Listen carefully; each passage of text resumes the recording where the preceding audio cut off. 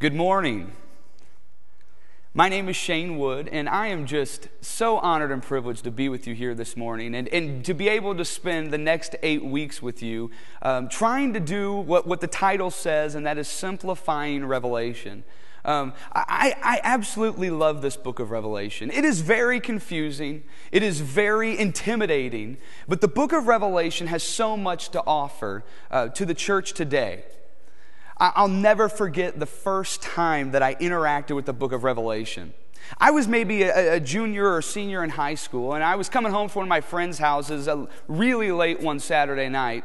And I was coming up 4061. I live in the St. Louis area, so I'm coming up 4061, and over the hill, I come eye level with a big red moon, as red as blood. I about swerved off the road. You see, because I don't know about you, but in my church growing up, we never really talked about Revelation.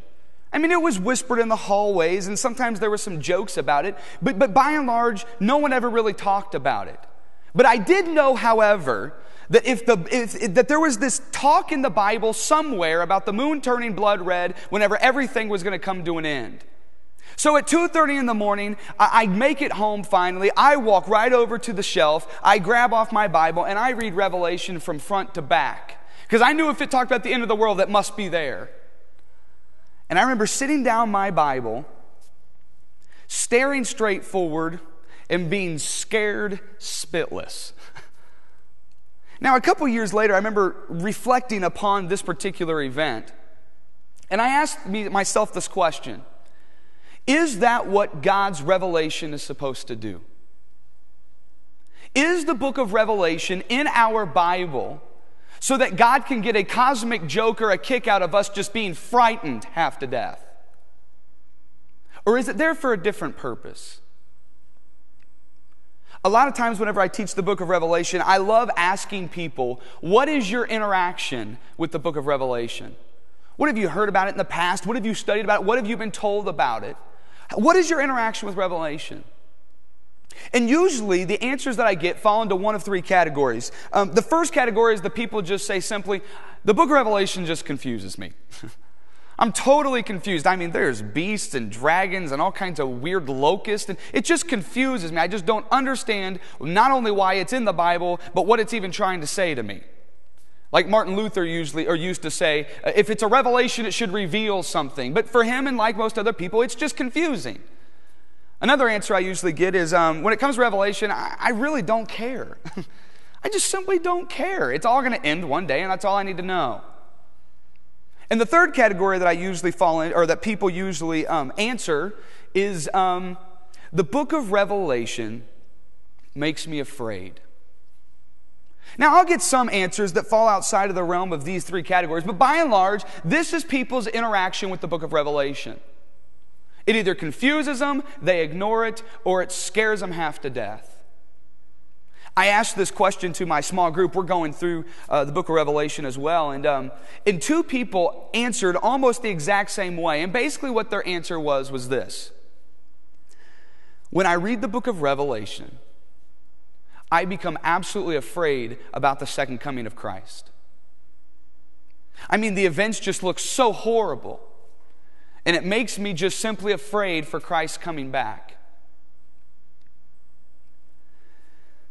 It blows my mind, but that makes sense.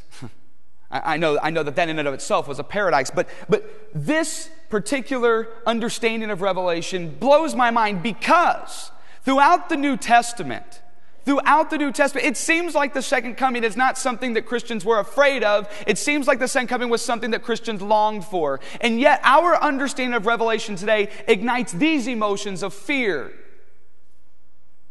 And so what I want to do this morning, right off the bat, is I want to just communicate to you the goals of this study. Why is it that I feel compelled to share with other Christians this understanding or the simplification of this book of Revelation? The first goal that we're going to have for the next 8 weeks, the first goal is this. I want to, as the title says, I want to simplify Revelation for you.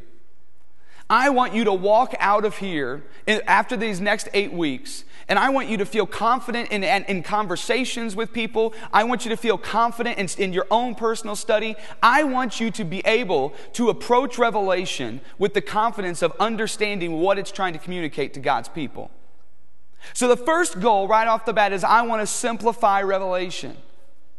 The second goal that I have for these 8 weeks is I want you to fall desperately in love with the second coming of Christ and all that it inaugurates. It was a little while ago, it was a couple years back, I was sitting at a table, and I'm going to describe this vaguely to protect identities of people. But I was sitting at this table, and I happened to be at the head of the table. My buddy was on my left, and we were sitting with two ministers of pretty significantly large churches. We were sitting there, and I'm not sure exactly how it happened, but the topic of the second coming surfaced. My buddy, he just said, man, I cannot wait for the second coming to happen. And almost immediately as he said that, simultaneously the two ministers said, not me, not me. And they both went on to explain that they don't really want Christ to come back right now. They want to see what happens when their kids grow up, and they want to see what happens when their grandchildren are, come to be, and they want to see what happens with the different things that they're pursuing in life, like writing books, and they just said basically we're pretty comfortable with the way that that God has things matched up for us right now. We if He doesn't come back, that's fine. I was speechless. I have to admit, I didn't even know how to respond. It took me so off guard.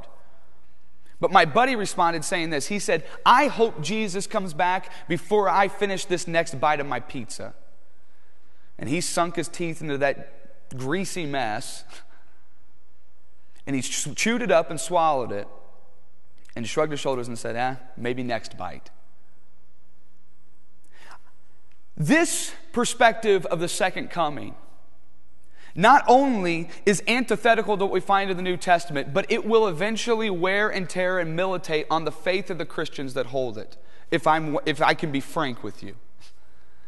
At the end of these 8 weeks, I want you to fall so in love with the second coming and what it inaugurates, that it not only becomes a key point or a key focus of your Christian walk every day, but it ignites you with a passion to fulfill what God has called us to be as Christians. So the first goal is I want to simplify Revelation. The second goal is I want you to fall in love with the second coming and all that inaugurates. And the third goal that I have from this series is that I want you to come face to face with the convicting message of Revelation. The Apostle John is given a message from the cosmic Christ